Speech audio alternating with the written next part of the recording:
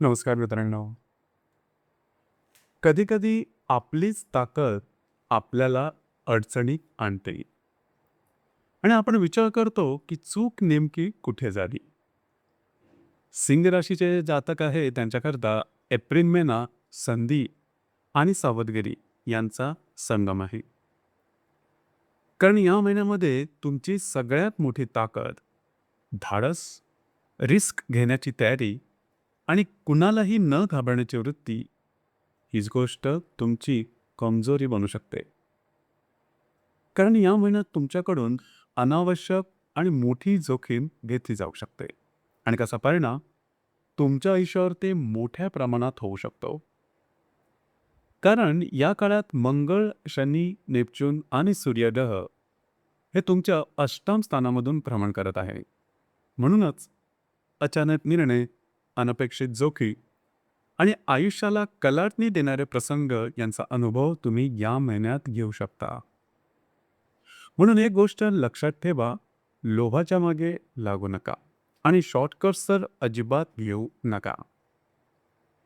आता आरोग्याबद्दल सांगायचं झालं तर गेल्या काही महिन्यापासून तुम्ही हे नक्कीच अनुभवत असाल की तुमच्या अपेक्षेप्रमाणे काही गोष्टी होत नाही आहेत. छोट्या छोट्या कामांमध्ये सुद्धा तुम्हाला ॲडजस्ट करावं लागतं. पण या महिन्यात विशेषतः आरोग्याकडे लक्ष देणं गरजेचं आहे. शारीरिक आणि मानसिक दोन्ही स्तरांवर ही गोष्ट महत्त्वपूर्ण राहील. आर्थिक स्तर किंवा पैशाच्या संदर्भात सांगायचं झालं तर या महिन्यात आर्थिक बाबतीत काही फार मोठं नुकसान होणार नाही. पण एक ट्रॅप सापळा असेल. पैसे येतील पण खर्च जास्त होईल आणि त्यामध्ये तुमचं गणित बिघडू शकतं. म्हणूनच खर्चावर नियंत्रण ठेवा. आणि जर का तुम्ही शेअर मार्केटमध्ये ट्रेड करत असाल तर लाँग टर्ममध्ये केलेलं जे इन्व्हेस्टमेंट असेल ते तुम्हाला फायदेशीर ठरू शकेल. शॉर्ट टर्ममधील रिस्क मात्र टाळा. गृहसौख्य किंवा फॅमिली हॅपीनेस बद्दल सांगायचं झालं तर घरातील वातावरण हे साधारणतः चांगलंच आहे. परंतु वडीलधाऱ्या व्यक्तींकडे त्यांच्या आरोग्याकडे लक्ष देणं थोडं गरजेचं राहील. वास्तूच्या संदर्भातली महत्त्वपूर्ण कामं तुम्ही या महिन्यामध्ये हाती येऊ शकता.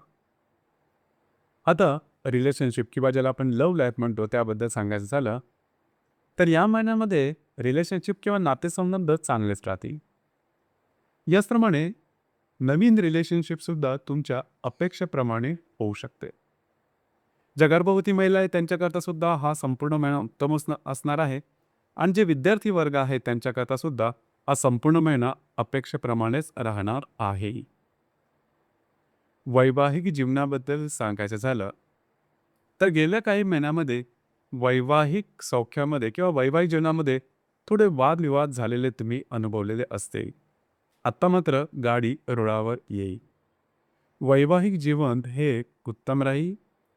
तुमच्यातील हार्मनी वाढेल आणि तुमचं नातं हे परत एकदा स्ट्रॉंग राहील. जे तुमचं करिअर आहे किंवा काम, ऑफिस किंवा बिझनेस याबद्दल सांगायचं झालं तर तुमच्या कामाचं कौतुक मात्र नक्की होईल.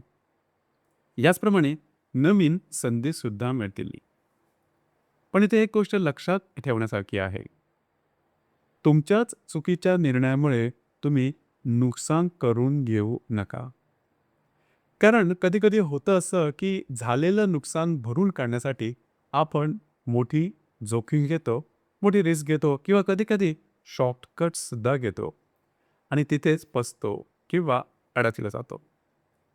म्हणून डिसिजन शांतपणे घ्या, एकाग्र होऊन घ्या, नीट सखोल विचार करूनच कुठल्याही गोष्टीवरती डिसिजन घेणं महत्त्वपूर्ण राहील. आता या महिन्याची जी सेन्सिटिव्ह फेज आहे, ती असणार आहे दिनांक 18 एप्रिलपासून ते 22 एप्रिलपर्यंत.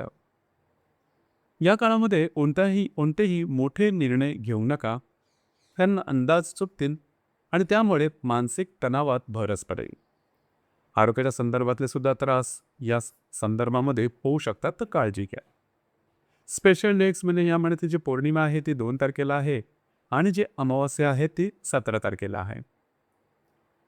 या कालावधीमध्ये कमिटमेंट, प्रॉमिसेस, डॉक्युमेंटेशन किंवा फायनान्शियल व्यवहार टाळा आणि वादविवादामध्ये तर अजिबात जाऊ नका. थोडक्यात सांगायचं झालं तर एप्रिल हा महिना वाईट नाही, परंतु काही गोष्टी मात्र लक्षात ठेवायला हव्या. त्या म्हणजे तुम्ही स्वतःहून स्वतःचं नुकसान करून घेऊ नका. जर का तुम्ही स्वतःवर संयम ठेवला तर हा संपूर्ण महिना स्टेबल आणि पॉझिटिव्ह राहील, हे मात्र नक्की.